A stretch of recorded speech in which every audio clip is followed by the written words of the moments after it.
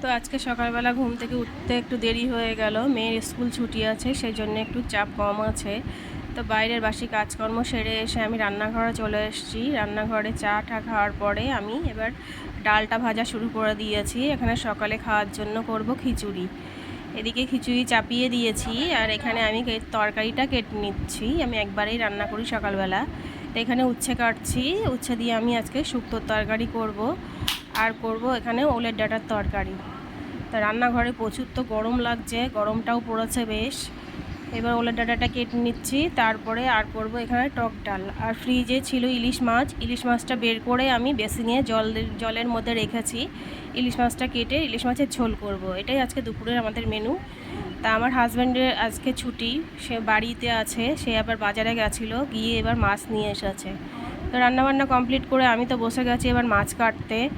এখানে এনেছে দেখো কাতলা মাছ, কাতলা মাছের আবার তেলটাও এনেছে। আর এদিকে এনেছে ফলই মাছ। ফলই মাছ তো মেয়ে খেতে পারবে না, কারণ ফলই মাছে প্রচুর পরিমাণে কাঁটা থাকে। আর এদিকে এনেছে হলো পুঁটি মাছ আর মোরলা মাছ। পুঁটি মাছগুলো বেশ বড় ছিল, আর মোরলা মাছগুলো একদমই টাটকা। তো তোমাদের হাজব্যান্ডরা কি বাজার থেকে মাছ কাটিয়ে নিয়ে আসে নাকি বাড়িতে নিয়ে আসে তোমরা কাটো? ভাগ্যিস বিয়ের আগে আমার মা মাছ কাটাটা আমাকে শিখিয়েছিল, তবে আমি কিন্তু রোজ মাছ কাটতাম না। যখন মা অন্য কোনো কাজে ব্যস্ত থাকতো তখন আমাকে বলতো যে মাছটা একটু কেটে দে। এরকমভাবে একদিন দুদিন করে মাছ কাটতে কাটতে আমি মাছ কাটাটা বেশ শিখে গেছি। তা তোমরা কারা কারা মাছ কাটতে পারো কমেন্ট করে জানিও।